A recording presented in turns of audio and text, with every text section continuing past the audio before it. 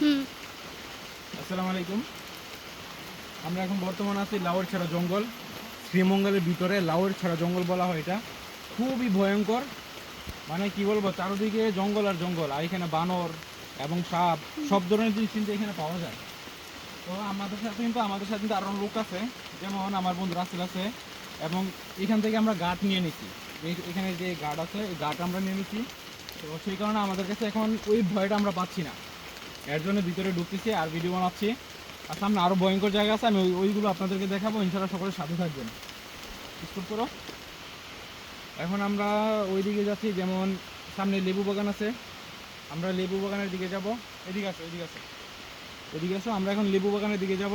ওই যে সামনে আমার ফ্রেন্ড ওরা যাচ্ছে, ওইদিকে আমি এখন যাব। ওইখানে লেবু বাগান আছে, সামনে আরও বিভিন্ন ধরনের ফল ফ্রুটের বাগান আছে। আমরা ওইগুলো দেখার জন্য সামনে যাব। আসো আসো আসো, আসো।